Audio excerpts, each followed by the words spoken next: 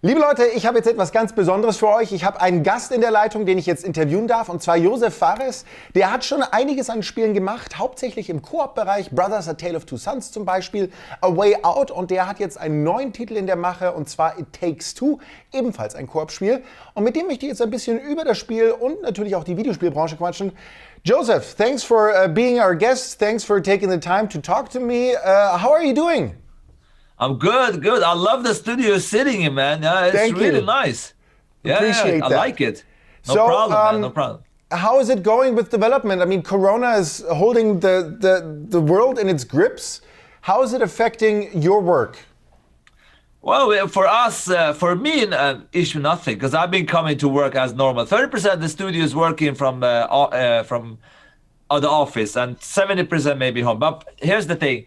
We were lucky because just before the lockdown, we had kind of the first pass of the design. Of course, there were like some redesign and stuff and testing. There were some issues, but we were lucky because our actors, that we shoot all the mocap shoot with, we managed to like nail down those dates just before the first and second lockdown. So it was pure luck, actually.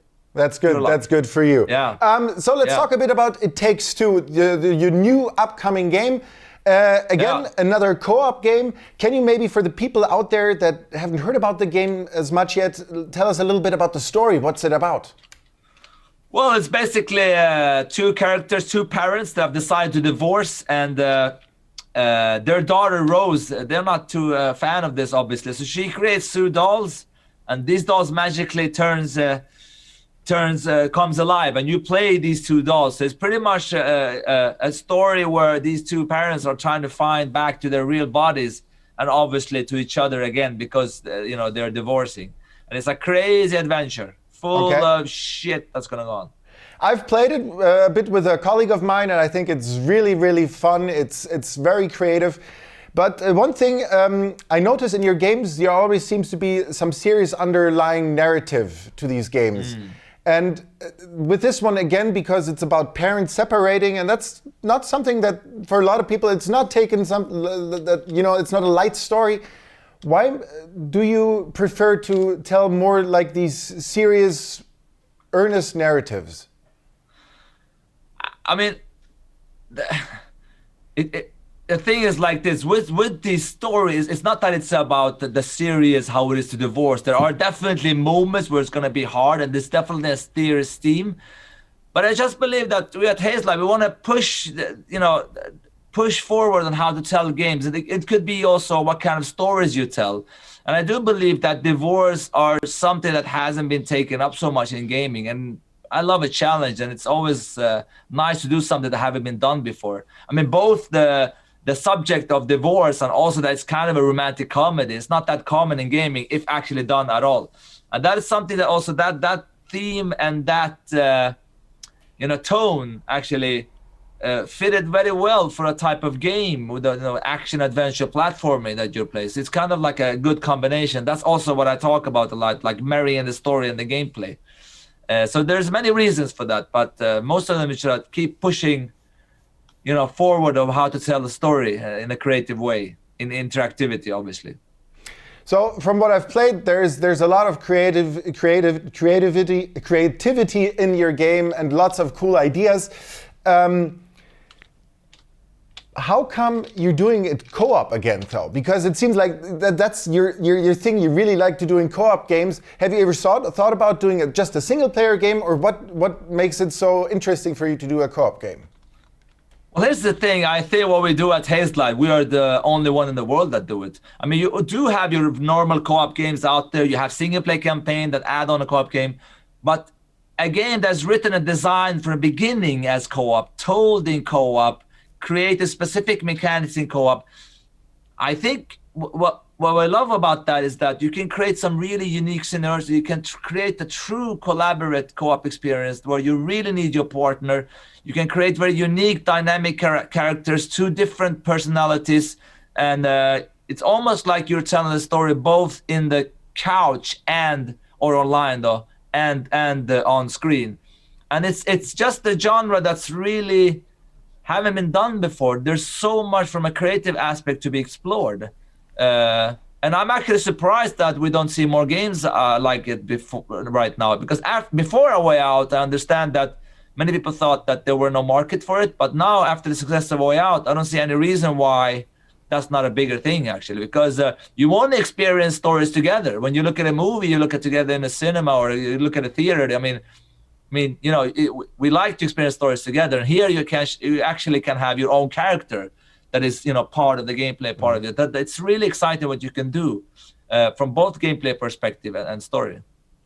So there's many great ideas in this game. And video game development is a collaborative process where you try out ideas, see if they work or if they don't work.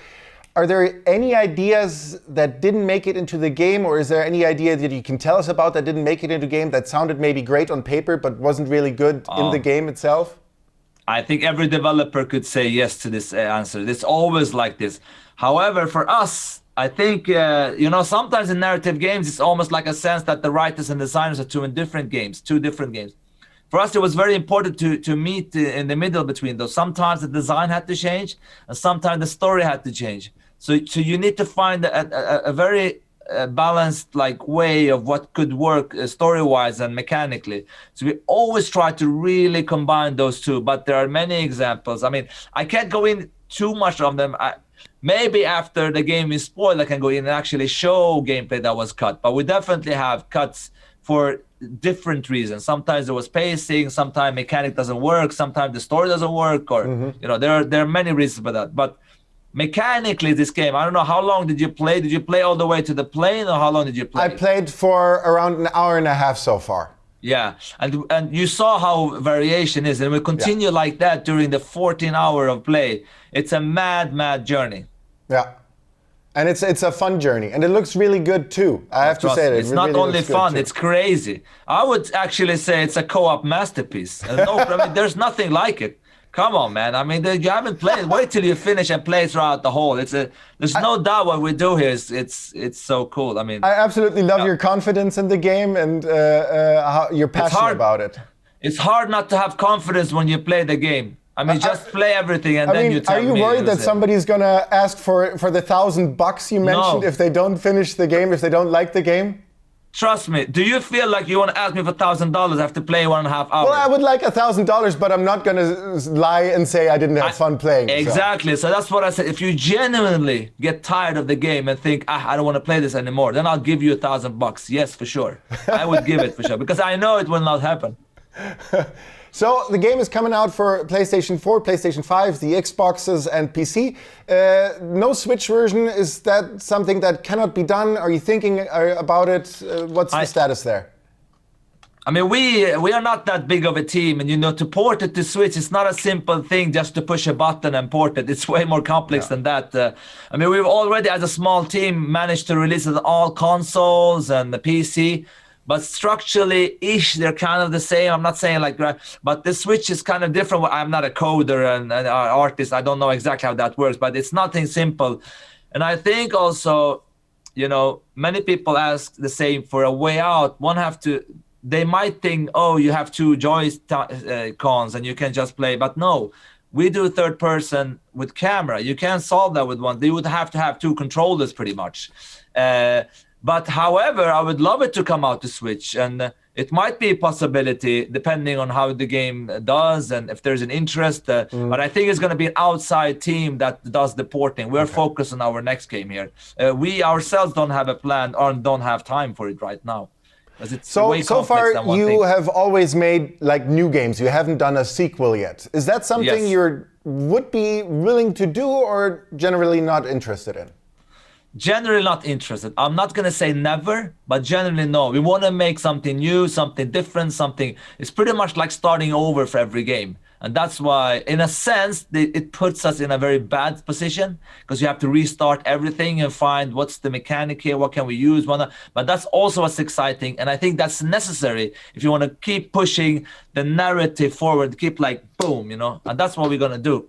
I'm telling you. Now, when you play this game, you'll know what I mean. You just wait and see the next game we're doing. So you're also a known director. You've made some very funny movies like Yalla Yalla and Cops. And would you ever be interested in making a video game movie? No, no, not really. It depends what the story is. Right? I will definitely make more movies in the future, but right now, maybe, but no, it depends on what kind of script it is. If you for could sure. pick, if you could pick any game, any name, game. which one would you like to make a movie out of? Never thought about this, but I think I would do. Oh, this is a tough one, man, because the games are not so movie friendly. Yeah, that's a challenge, isn't it? Yeah. I mean, one obvious one would be Last of Us, but that's already been done because there's an interesting tone to it. But maybe Shadow of Colossus would be nice to do something. Oh, that'd be quite awesome. That would be nice, like to You do could something be really doing something like very a atmospheric really there. cool, like emotional piece. Yes, that yes. could be. So, are you ever going to return to making movies, or is video games something that you have more of a passion for? I mean, my life is video game. I always have passion for this. However, I would like to do more movies in the future. Yes, I will definitely do more movies for sure. Okay. So that pretty much sums it up. Your game is coming out on the 26th of March. I'm very much looking forward to it. I really appreciate you taking the time. I wish you the best of luck in finishing up, and hopefully maybe we can meet each other in person at some point. I met your brother actually a couple of years ago at the E3, which was very cool. Okay. Your brother, nice. Also for the people out there that don't know, is an actor. He is also very, very cool. And thank you for taking the time. Really appreciate it. Thank you, man. Thank you. Enjoy the game. Thank you. Ja, liebe Leute, das war Josef Fares. Er hat uns ein kleines Update gegeben zu It Takes Two. Am 26. März erscheint das Ganze dann für PlayStation 4, PlayStation 5, Xbox One, Xbox Series X und S und natürlich den PC. Switch-Version eventuell vielleicht von einem anderen Team, je nachdem, wie das ganze Ding performt. Ich freue mich auf jeden Fall drauf. Wird ein richtiger Kracher meines Erachtens.